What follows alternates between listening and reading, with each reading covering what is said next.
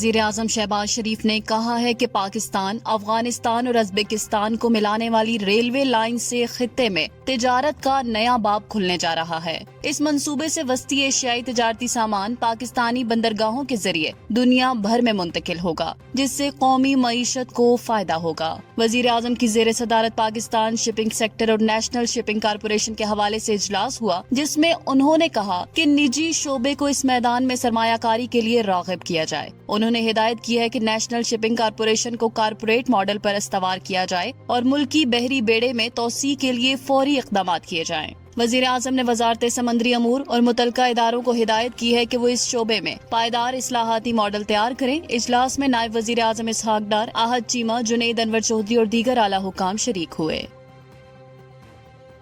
پاکستانی زرعی گریجویٹس کا پہلا بیچ چین میں تربیت مکمل کر کے وطن واپس پہنچ گیا۔ وزیر اعظم شہباز شریف نے خوشی کا اظہار کرتے ہوئے چینی قیادت، شانسی حکومت اور جامعات کا شکریہ ادا کیا۔ 300 گریجویٹس نے آپاشی، بیج، مویشی پالنے اور فصلوں کی بہتری سے متعلق عملی تربیت حاصل کی۔ یہ بیچ ان 1000 گریجویٹس کا حصہ ہے جن کی تربیت کا اعلان وزیر اعظم نے جون 2024 میں اپنے دورہ چین کے دوران کیا تھا۔ وزیر اعظم نے اس پروگرام کو زرعی پیداوار میں اضافے اور غذائی تحفظ کے لیے اہم قدم قرار دیا۔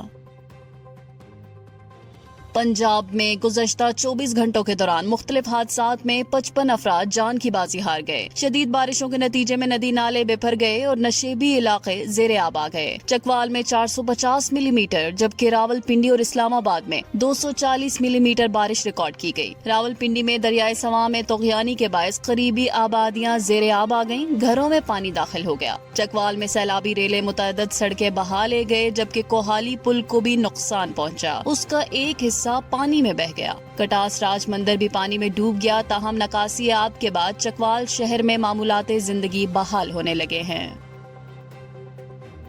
پاکستان سٹاک ایکسچینج میں تیزی کا سلسلہ جاری ہے اور آج کاروباری ہفتے کے آخری روز 100 انڈیکس نے نئی تاریخ رقم کرتے ہوئے 1,40,000 کی سطح عبور کر لی ہے۔ ٹریڈنگ کے دوران انڈیکس میں 1,773 پوائنٹس کا نمایاں اضافہ ریکارڈ کیا گیا، جس کے بعد انڈیکس 1,40,439 پوائنٹس پر پہنچ گیا۔ آج دن بھر کے کاروبار میں 100 انڈیکس ایک موقع پر 1,40,585 کی بلند ترین سطح پر بھی دیکھا گیا۔ تجزیہ کاروں کے مطابق سرمایہ کاروں کے اعتماد میں بحالی اور پالیسی استحکام نے مارکیٹ کو تقویت دی ہے۔ گزشتہ روز انڈیکس 1,38,665 پوائنٹس پر بند ہوا تھا، جو کہ آج کی تیزی کے بعد پیچھے رہ گیا ہے۔ وفاقی وزیر داخلہ محسن نقوی نے عوام سے سیلابی صورتحال میں محتاط رہنے اور انتظامیہ کے مشوروں پر عمل کرنے کی اپیل کی ہے۔ انہوں نے ایکس پر جاری بیان میں کہا کہ بارشوں کے دوران ہر فرد کی حفاظت کو یقینی بنانے کے لیے ریسکیو ٹیمیں 24 گھنٹے کام کر رہی ہیں۔ ان کے مطابق نالوں کی صفائی کا عمل جاری ہے جبکہ تمام دستیاب وسائل کو متحرک کر دیا گیا ہے۔ محسن نقوی نے کہا کہ عوام کسی بھی ہنگامی صورتحال کی فوری اطلاع متعلقہ اداروں کو دیں تاکہ بروقت اقدامات کیے جا سکیں۔ اسلام آباد میں جاری بیان میں پاکستان نے شام کے خلاف اسرائیلی جارحیت کی شدید مذمت کی ہے اور اسے نہ صرف غیر ذمہ دارانہ بلکہ خطے کے لیے خطرناک قرار دیا ہے۔ اقوام متحدہ میں پاکستان کے مستقل مندوب اور سلامتی کونسل کے صدر سفیر عاصم افتخار احمد نے کہا کہ اسرائیل بین الاقوامی قوانین اور اقوام متحدہ کے منشور کے خلاف ورزی کرتے ہوئے شام میں مسلسل حملے کر رہا ہے۔ انہوں نے عالمی برادری سے مطالبہ کیا کہ اسرائیل کو ان خلاف ورزیوں پر جواب دہ ٹھہرایا جائے۔ سفیر نے کہا کہ شام اس وقت ایک اہم عبوری مرحلے سے گزر رہا ہے جہاں معاشی اور سیاسی بحالی کی امید پیدا ہو رہی ہے۔ انہوں نے کہا کہ شام کو جارحیت نہیں بلکہ تعاون اور حمایت کی ضرورت ہے تاکہ وہ قومی مفاہمت، امن اور استحکام کی طرف بڑھ سکیں۔ ان کا کہنا تھا کہ اسرائیل کے حملے نہ صرف شام کی خود مختاری کے خلاف ہیں بلکہ پورے خطے میں انتہا پسندی کو ہوا دینے کا باعث بن سکتے ہیں۔ پاکستان نے سلامتی کونسل سے مطالبہ کیا کہ وہ اسرائیلی خلاف ورزیوں کا نوٹس لے اور شام کی ریاستی خود مختاری اور سالمیت کے تحفظ کو یقینی بنائے۔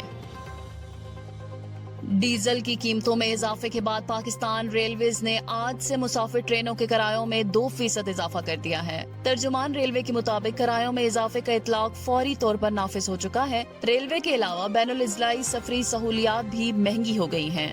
آل پاکستان پبلک ٹرانسپورٹ آنرز ایسوسی ایشن کے مطابق انٹر سٹی روٹس پر بسوں کے کرائے میں 7% اضافہ کیا گیا ہے۔ پاکستان گڈز ٹرانسپورٹرز ایسوسی ایشن کے صدر نبیل محمد طارق کے مطابق ٹرکوں کے کرایوں میں 20% تک اضافہ ہو گیا ہے۔ ڈیزل مہنگا ہونے سے نہ صرف مسافر بلکہ مال برداری کے شعبے میں بھی بوجھ پڑ گیا ہے، جس سے مہنگائی میں مزید اضافے کا خدشہ ہے۔